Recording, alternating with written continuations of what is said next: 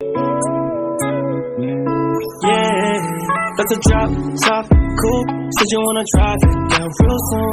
I just wanna love you like I do, 'cause I never had someone like you. Ain't nobody like this love. Got me covered, ain't nobody, babe. All I need is love. I just wanna run away with you. I'm just Jadi ibunya bank-bank itu ya Bank Indonesia. Jadi Bank Indonesia bisa bertransaksi hanya dengan perbankan, tidak kepada retail individual. Ya, artinya di sini Bank Indonesia ini adalah lembaga negara, bukan lembaga pemerintahan. Kenapa dia lembaga negara? Karena dia tidak didanai oleh APBN. Jadi kalau teman-teman tanya BI itu PNS bukan jawabannya. Jadi pada saat mau masuk BI daftar CPNS, namanya tidak nyambung gitu ya. Karena BI mau masuk BI bukan jalur CPNS ya. BI itu lembaga negara. Kalau misalkan teman-teman jadi pegawai BI, jadi pegawai negara. Karena pembiayaan untuk operasionalnya tidak di-cover oleh APBN tapi oleh uang negara. Beda ya, negara ya, uang negara untuk cover sama cadangan devisa. Makanya dari itu di hari ini insya Allah akan saya sampaikan terkait bank sentralan dan spesifik teman-teman yang terkait semuanya HI ya. Artinya gimana sih teman-teman punya prospek masa depan gak sih Bank Indonesia? Punya sebenarnya. Tapi seperti apa itu akan saya sampaikan kemudian ya. Global Investment Relation Unit ini adalah investor potensial, jadi dia yang berhadapan langsung dengan investor potensial. Karena kebanyakan impor jadi nggak mau belajar, padahal di luar itu mereka untuk bisa ngirim ke kita kan mereka harus punya nilai tambah, mereka belajar gitu, makanya kita jangan terlena gitu ya. Nah di sini artinya ekspor besar daripada impor, berarti produk industri di dalam Indonesia itu tidak terlalu tinggi produktivitasnya. Berarti gini, maksudnya di Cianjur banyaknya petani, dia jangan dibiarkan dia jadi petani terus.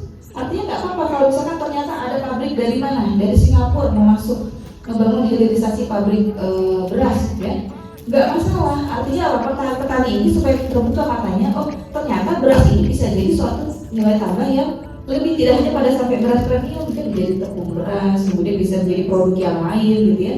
Itu yang sebenarnya teman-teman juga harus pahami dan teman-teman juga bisa menjadi agent gitu ya, karena tadi regulator itu pasti sifatnya terbatas. Artinya masyarakat juga harus punya pemahaman yang sama. Jadi tidak serta-merta apa-apa gimana nih peran pemerintah enggak. Artinya setiap individu tuh punya peran yang besar terhadap bangsa ini gitu ya. Izin bertanya Ibu, kalau misalnya ada investor asing masuk di Indonesia, khususnya di Jawa Barat, terus apakah dari Bank Indonesia itu ada batas persenan untuk investor itu masuk ke Jawa Barat atau enggak, atau bebas terbuka untuk investor asing masuk ke Jawa Barat? Dan apa juga kalau Bank Indonesia mempunyai presentasi gitu agar Jawa Barat ini tidak dikuasai oleh asing, agar kira-kira juga bisa maju lah, produk lokal bisa maju ke global. Jadi terima kasih. Oke.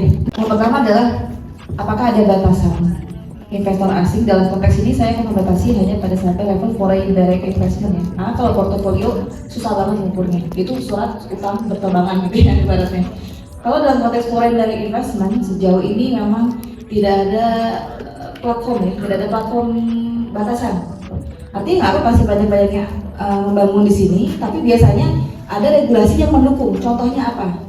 Misalkan, oke, dia mau bangun pabrik di sini, tapi kemudian dia bilang asal produk keluaran kamu nanti harus mempunyai TKDN 30% minimal. TKDN itu apa? Tingkat ini apa namanya, komponen dalam negeri minimal 30%. Jadi berarti gini, udah kamu mah bangun pabrik di sini, jangan semuanya barang-bahan bakunya dari impor juga. Kamu harus memberdayakan, ngambil dari Indonesia juga minimal 30%. Itu salah satu contoh regulasi yang ibaratnya melindungi. Artinya investor asing masuk itu tidak serta-merta bebas melakukan apa saja, enggak juga. Ada tadi TKDN minimal 30% gitu ya. Karena nanti kalau misalkan di atas 30% ada kemudahan lain diberikan seperti itu gitu ya. Jadi regulasi yang melindungi industri dalam negeri dengan adanya investor asing yang masuk seperti itu. Nah terus terkait tadi yang kedua UMKM ya. Apakah dari Bank Indonesia juga memiliki presentasi terkait barang yang masuk dan juga barang produk lokal? Apakah dari Bank Indonesia juga memiliki presentasi terkait terkait barang yang masuk dan juga barang produk lokal. Nah, tadi lagi kalau kita bicara presentasi barang yang masuk, kewenangan Bank Indonesia bukan di situ. Tadi Kementerian Perdagangan, ya. Sebenarnya itu bisa diatur melalui regulasi. Tapi gini, kita tuh juga nggak bisa ketika kita bicara tentang hubungan asing, kita tuh nggak boleh juga galak, karena nanti kita digalakin juga sama asing.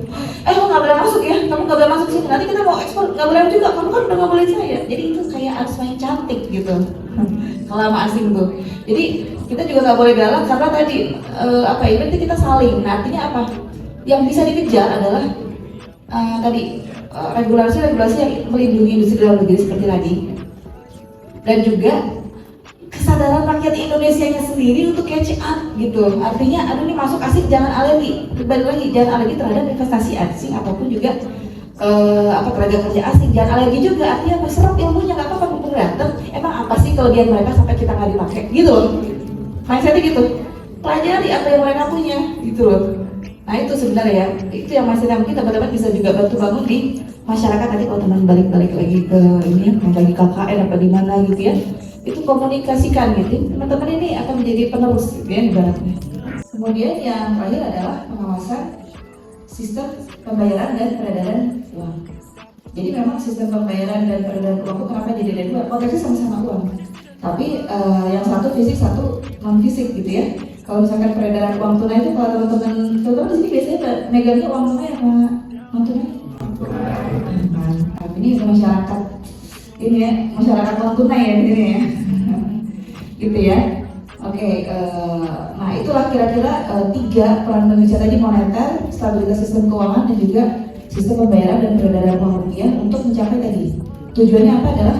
Tujuannya mencapai kestabilan nilai rupiah dan juga pertumbuhan ekonomi yang stabil. Itu tuh gede banget kan sebenarnya. Coba, pertumbuhan ekonomi. Faktor apa sih yang bisa mempengaruhi pertumbuhan ekonomi? Banyak ya. Ibaratnya ya semua berkaitan dengan uang. Ibaratnya kita bicara ekonomi, gampang kita bicara tentang uang gitu ya. Kalau misalkan dalam teori namanya pertumbuhan ekonomi itu ada dari CIGX ya. Pertama konsumsi rumah tangga. Dalam konteks ini adalah kalau teman-teman belanja itu mendorong pertumbuhan ekonomi. Jadi mungkin jangan hemat banget juga ya, supaya uangnya ngalir. Karena sebenarnya ya uang itu kita dapatkan untuk bisa memberikan manfaat juga terhadap society sekitarnya ya. Kemudian yang konsumsi kan tidak hanya kita aja ya, tapi juga ada pemerintah dalam konteks ini ya. Pemerintah melakukan misalkan gaji PNS gitu ya. Mereka melakukan belanja negara, itu juga pengeluaran yang dilakukan oleh pemerintah itu mendorong perekonomian. Kemudian apa lagi? CIGX, X itu ekspor impor. Ekspor impor itu juga mendorong pertumbuhan ekonomi, kegiatan aktivitas ekonominya. Dan yang terakhir adalah investasi. Nah, investasi ini sebenarnya yang akan erat, investasi dan perdagangan ini akan erat kaitannya dengan nanti peran teman-teman hari ini bagaimana di Bank Indonesia. Ya. Boleh next, Kang? Teman-teman tahu nyetak uang di mana? Yang tahu nggak? Nah, nyetak duit itu nggak di Bank Indonesia. Yang tahu nggak? Duitnya yang teman-teman pegang itu dicetak di Karawang. Jadi kita patut bangga karena di negeri kita sendiri itu mempunyai perusahaan yang mempunyai kapabilitas untuk mencetak uang. Bahkan negara lain pun meminta bantuan BUMN itu untuk mencetak mata uang mereka. Yang berani. Cara mengetahui ciri-ciri keaslian uang rupiah. Yang lainnya menjawab. Jadi apa sih ada pengamannya? Yang mana pengaman? Iya di sini kayaknya. Yang mana? Ke toilet dulu, cari dulu. Ini kuliah. Oke, itu benang pengaman. Harusnya tuh ada Ya, iya gini. Iya benar berarti. Itu doang. Oke. Yang aku notice tuh keaslian uang tuh ada bayangan gitu loh. Bayaran apa? Mantan. Ada gambar orangnya, bayangan gitu. Coba saya buka. Nah, ini baru ada bayangan ininya. Bayaran apa? Bayangan orangnya. Ini. Oke. Pokoknya bayangan aja. Oke. Berarti itu doang. Ada yang mau melengkapi? Yang itu bisa berubah warna kalau bisa bikin Itu berubah nggak? Nggak berubah warna, cuman dia kayak ada kayak berubah gitu. Kalau misalnya di sini kelihatan warna biru, tapi Oke. kalau misalnya warna hijau. Berarti berubah. Berubah. Berubah. Ya, gitu. Itu ya. Nah, Oke. Ada yang mau melengkapi?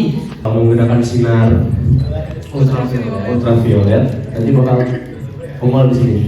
Oke. Nongol di sini dan mungkin dari tanda tangannya juga Gubernur Bank Indonesia juga karena udah pernah dapat juga uang palsu dan bisa dilihat dari logo yang di sini.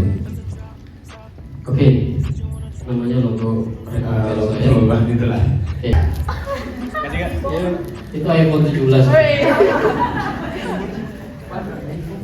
Untuk mengenali karakteristik dan desain uang rupiah, unsur pengamannya itu dengan 3 dilihat di Raba di Karawang. Yang pertama dilihat itu warnanya. Warnanya akan terang dan jelas. Kalau misalkan uang palsu cenderung pudar warnanya. Itu yang pertama. Kemudian ada istilahnya yang tadi sebutkan siapa ya? Kak Bella ya. Kak Bella nyebutkan ini akan berubah warna. Ini berubah warna. Ini adalah desain terbaru kita. Nama teknik cetaknya adalah Optical Variable Magnetic Ink atau OVMI. Optical Variable Magnetic Ink. Ini adalah salah satu titik unsur pengaman yang sampai saat ini tidak bisa dipalsukan. Teman-teman ketika mau mengecek uang asli, cukup ini aja dulu. Kalau misalkan ini berubah warna, itu asli. Kalau misalkan nggak yakin, maka pindah ke unsur yang lain. Itu yang dilihat. Kemudian benang pengaman. Benang pengaman betul dari atas sampai bawah.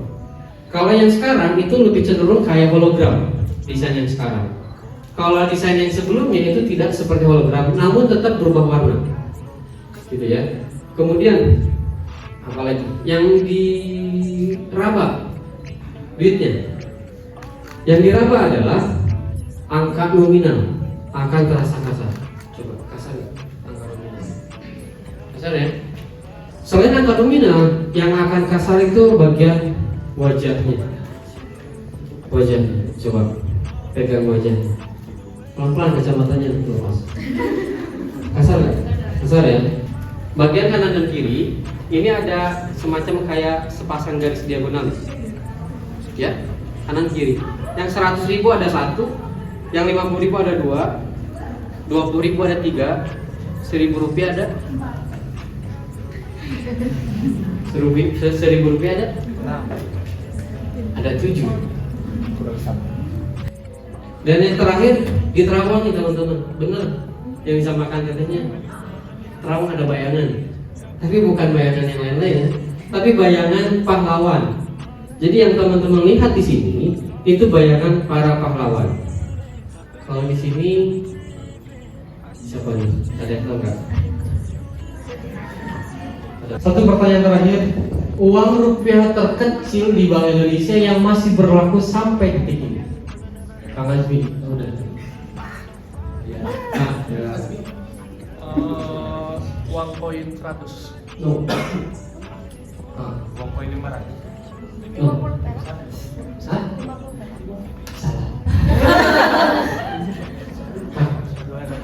200. 50 aja enggak? Jawaban enggak. Ini mengenai kita ya? 1.000.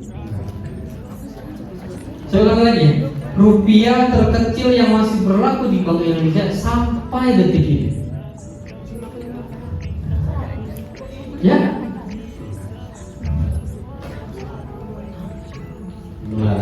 Rupiah terkecil. Ya. Apa? Satu rupiah. Betul sekali. Yes. Cerdik. Saya nggak bawa. Ada 1 rupiah koin. Dari sekian nominal yang disebutkan itu kan ada nominal 75.000 Pak. Nah untuk nominal tersebut apakah masih dicetak sampai sekarang? Dan bila mana sudah tidak dicetak, apakah masih berlaku untuk dibelanjakan? Sekian Pak. Oke. Hanya dicetak 75 juta lembar. Apakah dicetak lagi? Enggak, karena hanya dicetak 75 juta lebih. Kemudian berlaku nggak? Kalau misalkan sudah nggak dicetak lagi, masih berlaku. Sampai kapan? Sampai Gubernur Bank Indonesia ketuk palu, hari ini saya nyatakan 75.000 rupiah dicabut. Udah nggak bisa bertransaksi lagi. Nah, sampai kapan? Nggak tahu kapan. Gitu. Teman-teman punya uang koin 500 rupiah yang warna kuning, yang gambar bunga melati? Kamu kemudahan lahirnya, jadi nggak tahu. Tahu kan? Tahu. Nah, masih punya teman-teman? Koleksi. Masih? Koleksi. Itu tahun cetak 1997. Itu sudah nggak berlaku lagi. Nah, nggak berlaku lagi mulai tahun kemarin ya. Mulai tahun kemarin itu sudah nggak berlaku lagi. Terus kalau misalkan mau dijajanin ke warung bisa nggak? Nggak bisa. Nah, tapi masih bisa ditukar ke Bank Indonesia. Walaupun sudah tidak berlaku, selama 10 tahun ke depan uang tersebut masih bisa ditukar ke kita. Akan kita ganti sesuai nominal. Begitupun 75.000 Kang. Kalau misalkan hari ini diputuskan oleh Gubernur Bank Indonesia bahwa 75.000 dicabut. Nah, selama hari ini sampai 10 tahun ke depan 75.000 itu tidak bisa ditransaksikan, tapi bisa ditukar ke Bank Indonesia.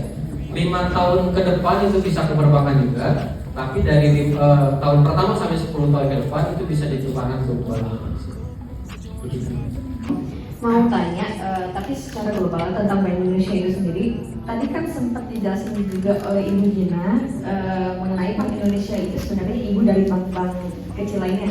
Nah, mau tanya, apa aja sih kewenangan dari Bank Indonesia dalam mengatur dari bank-bank kecil lainnya itu gimana? Kewenangannya apa aja gitu? Oke, terima kasih. Boleh, terus Bank BCA misalkan punya kas minimumnya 100 M di kantor. Ternyata uangnya ada 200 M.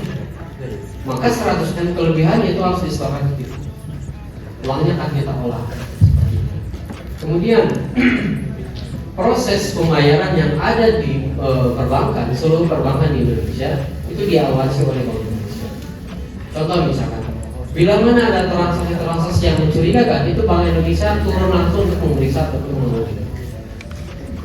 Jadi ada Bank Indonesia-nya, ada dari OJK-nya juga.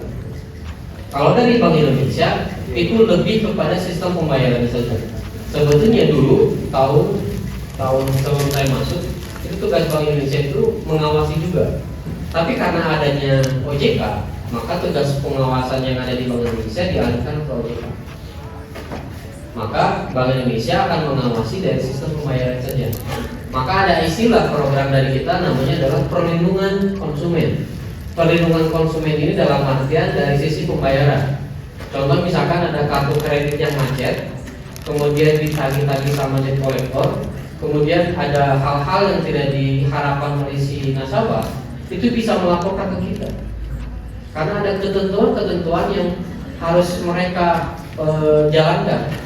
Contohnya misalkan ketika menggunakan debt collector itu tidak boleh, itu bisa lapor ke kita dan kita terjun langsung.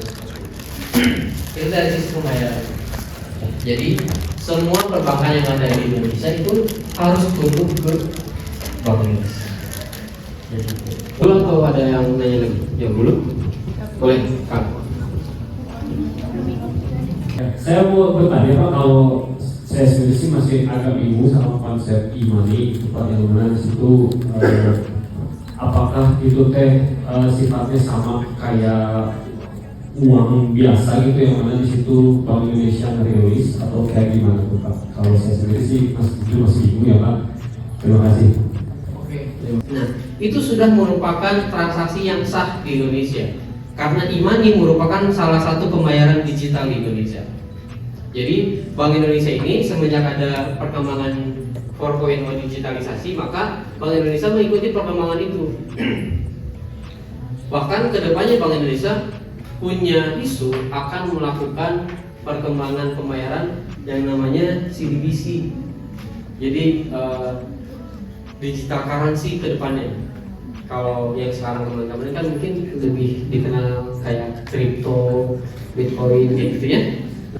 berlakunya imani dan kris sudah berapa lama? Beberapa tahun terakhir kan? Iya.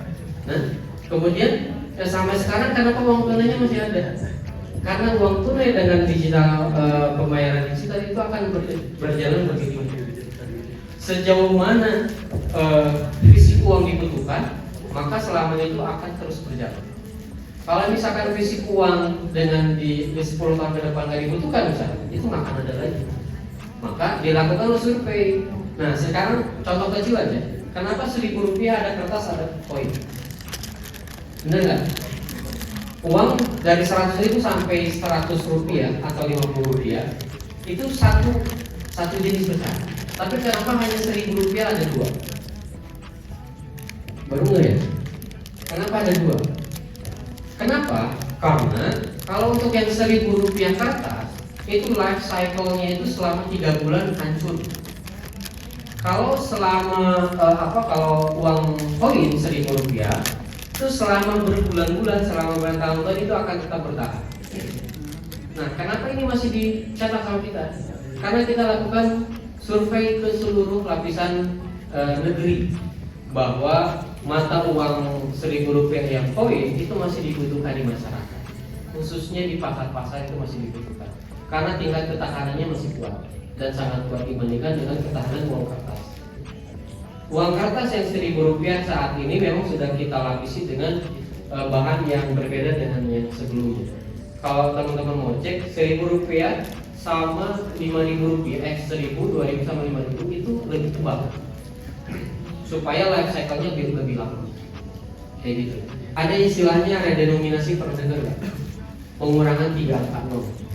Oh iya. Pernah dengar? Pernah dengar. Nah, kenapa sampai saat ini belum berjalan? Karena butuh proses yang sangat panjang untuk menentukan ketuk palu nih ya, bahwa uang kita nolnya 3 di belakang, 3 di belakang.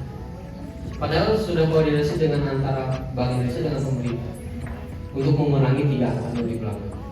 Tapi secara tidak langsung masyarakat Indonesia sudah dididik dengan kebiasaan-kebiasaan yang terjadi di lapangan. Contoh misalkan kafe nih pengen beli black coffee 30.000 jadi 30k, bener ya? Kemudian mie rebus atau mie goreng misalkan 15.000 jadi 15k. Itu tanpa kita sadari itu memberikan edukasi kepada masyarakat mengurangi 3 angka. Cuman perlakuannya kapan kita belum tahu. Aku penasaran aja sih, katanya juga pernah menarik uang yang tidak layak edar gitu. Nah itu menariknya tuh berdasarkan laporan atau berdasarkan apa nih? Tahu itu tuh uangnya layak edar atau enggak? Biasanya kan yang kayak gitu adanya di pasar kayak gitu kan. Dan jadi bagaimana nih tahu kalau di situ tuh di tempat itu tuh ada nih uang tidak layak edar? Bagaimana definisinya? Oke. Terima kasih. Ya, kapan kita menarik uang layak edar tersebut? Nah, untuk menarik uang layak edar kita bekerja sama dengan perbankan. Yang pertama, perbankan itu yang bersentuhan langsung dengan masyarakat. Ketika masyarakat melakukan penyetoran uang, itu banyak uang yang busuk, uang yang masuk kategori tidak layak edar. Maka si perbankan itu akan memisahkan uang tersebut dengan melakukan wrapping plastik dan dikasih label bahwa itu uang tidak layak edar. Uang tersebut akan disetorkan ke kita. Itu yang pertama. Kemudian yang kedua, bagaimana upaya kita secara langsung terjun ke masyarakat? Teman kita, Kang Reza, itu adalah koordinator di Jabar yang melakukan penjadwalan kegiatan kas keliling. Kang Reza ini melakukan kegiatan kas keliling ke seluruh Jawa Barat. Tujuannya apa? Untuk melakukan kegiatan penukaran uang. Contoh nih, saya ditugaskan Kang Reza ini untuk melakukan penukaran ke Sukabumi di Pelabuhan Ratu. Saya pernah tuh ke Pelabuhan Ratu itu melakukan penukaran uang dan tepatnya di pasar ikan. Bener ya Kang Reza? Di pasar ikan. Jalika, coba bayangin uangnya basah, bau cumi, banyak, terus kita harus hitung pakai tangan. Karena kalau ngitung pakai mesin, itu mesinnya yang rusak. Kita harus ngitung pakai tangan. Jadi itulah salah satu upaya kita untuk menarik uang rusuk. Lalu bagaimana dengan uang yang sobek? Berlaku enggak? sobek. Uang yang sobek berlaku apa enggak? Enggak ya. Uang lusuh aja enggak berlaku apalagi sobek. Tapi bagaimana nih kita punya uang sobek 10 juta? Gimana? Kalau teman-teman punya uang sobek, ini kemana? Sobek-sobek aja sekalian. Wah. Tapi kalau 10 juta kan sobek, ngeri juga kan kalau dibuang kan? Itu ditukar ke Bank Indonesia. Bank Indonesia punya ketentuan penukaran uang rusak. Selama uangnya masih lebih dari 2/3 bagian, itu masih kita bisa tukar dan kita ganti sesuai nominal. Kita nggak ngambil untung karena kita perusahaan yang non profit yang tidak ngambil untung dari nasabah atau apa. Gitu. Transaksi di Indonesia itu kan pakai rupiah. Kalau gimana kalau misalkan transaksinya tuh nggak pakai rupiah, kayak misalkan ada bule atau misalkan ada orang dari luar negeri, dia entah habis atau apa alasannya dia pakai mata uang dari dia sendiri, misalnya pakai dolar. Tapi si penjual atau orang yang bertransaksi di Indonesia itu entah minimarket atau warung dan sebagainya tuh menerima dan mengembalikan itu sesuai jumlahnya, kayak misalkan dia $1 terus harus dikembalikan misalkan 2.000 rupiah dikembalikan pakai uang rupiah. Itu gimana yang misalnya transaksi itu tuh sebenarnya tuh nggak apa-apa atau gimana? Karena aku sendiri pernah ngalamin kayak gitu ada yang pakai mata uang Filipina belanja ke toko, terus itu tuh nggak apa-apa gitu, diterima aja. Cuman sebenarnya mah kan nggak tahu ya, tadi katanya nggak boleh. Cuman itu gimana? Terus si uang itu bakalan jadi kayak gimana gitu, maksudnya harus dibalikin ke Bank Indonesia kah atau gimana, regulasinya kayak gimana? Sesuai amanat Undang-Undang Mata Uang Nomor 7 Tahun 2011 bahwa apapun transaksi yang ada di Indonesia itu wajib menggunakan rupiah dan berhak menolak ketika transaksi tersebut tidak menggunakan uang rupiah. Lalu bagaimana ketika ada satu momen orang asing itu bertransaksi karena nggak punya uang rupiah, tapi kita terima misalnya, itu sebetulnya nggak boleh. Sebetulnya nggak boleh. Menurut undang-undang itu ada beberapa poin yang diperbolehkan untuk bertransaksi menggunakan dolar, tapi itu antar negara untuk keperluan kenegaraan. Nah, lalu bagaimana perlakuannya ketika kita di lapangan ada orang asing yang bertransaksi menggunakan dolar ataupun dolar Filipina misalnya, tapi kita terima, sebetulnya itu nggak boleh. Nah, caranya adalah kita mengarahkan ke orang asing tersebut untuk melakukan penukaran dulu ke money changers, baru transaksikan ke kita. Kalau misalnya kita terima dolar, kita yang salah, karena menurut undang-undang tidak diperbolehkan. Hai on tour goes to Bye.